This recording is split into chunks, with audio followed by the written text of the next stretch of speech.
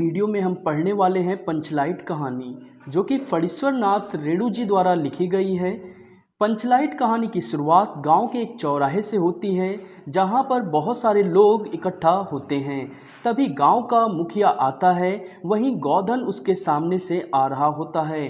मुखिया गोधन से उसके खर्चे पानी के लिए कहता है, जिस पर गोधन उसे साफ मना कर देता है और वहां से चला जाता है। और मुखिया भी वहां से चला जाता है। मुन्नी जो होती हैं वो गोधन की प्रेमिका होती हैं। उनकी माँ गुलरी काकी जो होती हैं वो मुखिया से शिकायत कर देती हैं गोधन की, और मुखिया को मौका मिल जाता है गोधन को गांव से बाहर निकालने के लिए।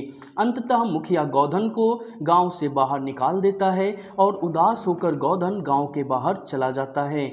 कुछ दिन बाद रामनवमी का मेला लगा होता है, जहां पर सभी टोलियों के पंच जाने का निर्णय लेते हैं और वहां से एक पंचलाइट खरीद कर लाते हैं और बचे हुए पैसों से पूजा पाठ का सामान खरीद कर लाते हैं। और पूरे नगर में ये ऐलान करा दिया जाता है कि आज पंचलाइट के प्रकाश में भजन कीर्तन होगा।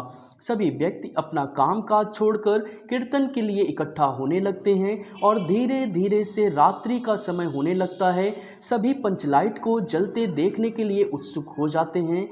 तभी एक समस्या आ जाती है कि पंचलाइट को जलाएं कैसे, क्योंकि किसी को भी पंचलाइट जलाना नहीं आता था।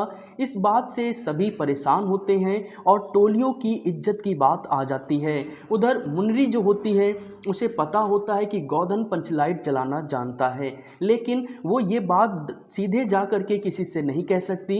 इसलिए वो दूसरे तरीके से अपनी मित्र की सहायता से पंचों तक ये बात पहुंचा देती है।